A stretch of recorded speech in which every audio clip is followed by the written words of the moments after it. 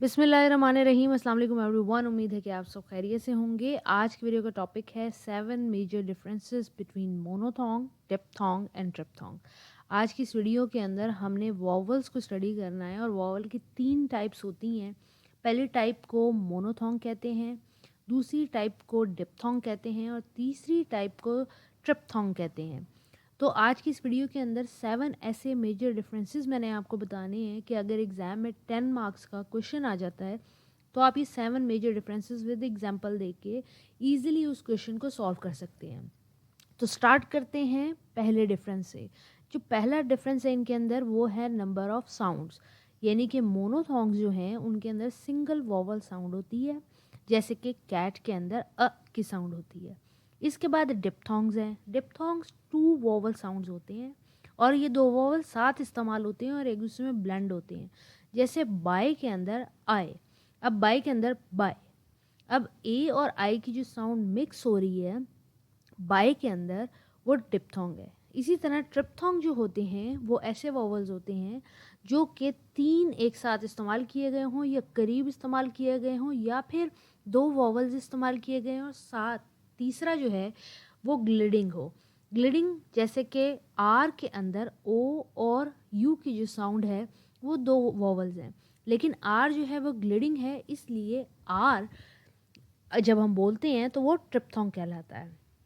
जो second difference है वो है साउंड स्टेबिलिटी एंड मूवमेंट, कि साउंड की क्या स्टेबिलिटी है माउथ के अंदर और क्या मूवमेंट रहती है माउथ के अंदर। तो जो मोनोथोंग होते हैं वो सबसे ज़्यादा स्टेबल होते हैं माउथ के अंदर पोजीशनिंग के हिसाब से भी, और जो डिप्थोंग होते हैं वो माउथ के अंदर मूवमेंट होती है बेसिकली, क्योंकि एक वॉवल से दूसरे वॉवल में शिफ्ट हुआ जा रहा होता है।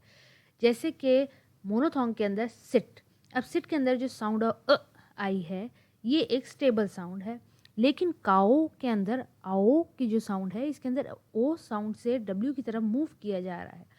इसी तरह जो ट्रिप्थोंग है वो सबसे ज़्यादा कम्प्लेक्स होते हैं और इसके अंदर सबसे ज़्यादा मूवमेंट होती है माउथ के अंदर वॉवल के तौर पे। जैसे प्लेयर जब बोला जाता है तो ए अर, और ए अर की जो साउंड है इसके अंदर आप एक वॉवल से दूसरे वॉवल की तरफ मूव करते हैं, फिर अगेन ग्लिडिंग की तरफ मूव करते हैं, तो ये ट्रिप्थोंग कहलाता है। तीसरा डिफरेंस है कम्प्लेक्सिटी और अकरेंस का।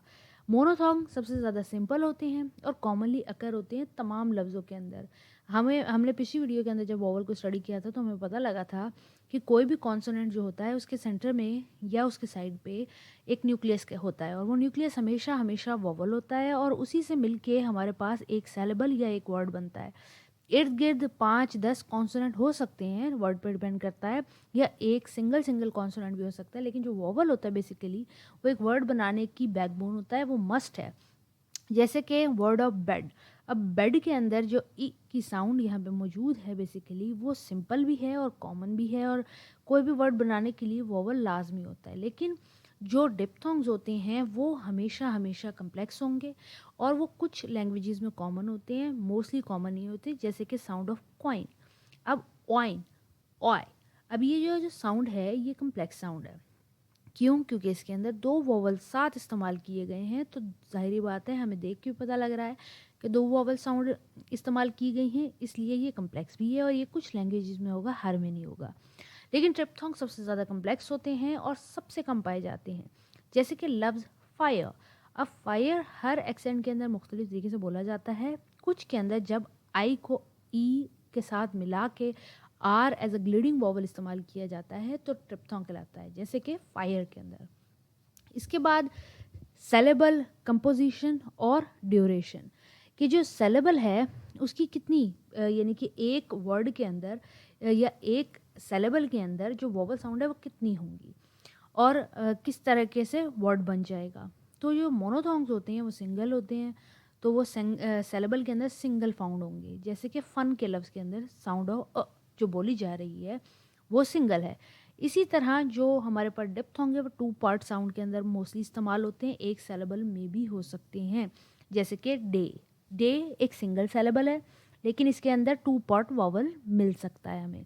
इसी तरह क्वाइन भी है, लेकिन जो हमारे पास ट्रिप्थोंग है वो 3 पार्ट होते हैं, 3 सेलेबल होते हैं, वो एक लफ्ज़ के अंदर भी हो सकते हैं, एक सेलेबल के अंदर भी हो सकते हैं, यानी कि तीनों मोनोथोंग, डिप्थोंग, ट्रिप्थोंग सिंगल सिलेबल के अंदर आपको मिल सकते हैं, जैसे कि ब्यूरोक्रेसी के अंदर या ब्यूरोक्रेट के अंदर। इसी तरह प्लेयर के अंदर बहुत सारे अभी हमने ऊपर वर्ड पढ़े हैं, जैसे कि फायर के अंदर।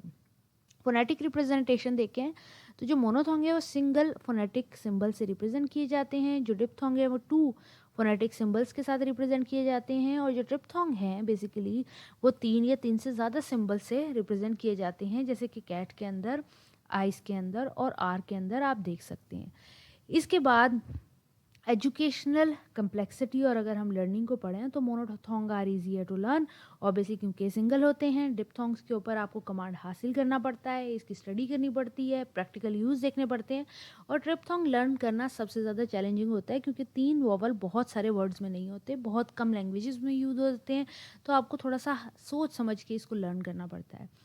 अच्छा जी, मोनोथोंग, डिप्थोंग और ट्रिप्थोंग्स का जो लास्ट डिफरेंस है मेरे पास वो है एक्सेंट और डायलेक्ट का। जैसे एक्सेंट और डायलेक्ट चेंज होता है, एक्सेंट किसी भी लफ्ज़ को बोलने के अंदाज़ को कहते हैं, और डायलेक्ट जो है वो किसी भी बोलने के अंदाज़ को कहते हैं इलाके की वजह से, जियोग्राफिकल लोकेशन की वजह से। तो जो मोनोथोंग होते हैं बेसिकली वो मोस्टली तमाम लैंग्वेजेस के अंदर तकरीबन तकरीबन सेम होते हैं, उनमें इतने वेरिएबल्स और वैरायटी नहीं मिलती। लेकिन डिप्थोंग्स जो होते हैं वो एक्सेंट सेंसिटिव होते हैं और डायलेक्ट वेरिएंट होते हैं, यानी कि एक्सेंट चेंज होगा तो वो चेंज हो जाते हैं, और डायलेक्ट चेंज होता है तब भी चेंज हो जाते हैं। और ट्रिप्थोंग जो हैं वो तो हाईली इन्फ्लुएंस्ड होते हैं एक्सेंट से। आपका जैसे ही एक्सेंट चेंज होगा, ट्रिप्थोंग्स की जो वोवल की साउंड है वो चेंज हो जाएगी। Same goes for the dialect. उम्मीद है कि ये डिफरेंसेस आपको समझ आ गए होंगे। अगर समझ आ गए हैं तो वीडियो को लाइक कर दें, दोस्तों के साथ लाजमी शेयर करें। फोनेटिक्स एंड फोनोलॉजी के ऊपर मेरी और भी वीडियोस आपको मिल जाएंगी। Thank you for watching, take care, next video, अल्लाह हाफिज़।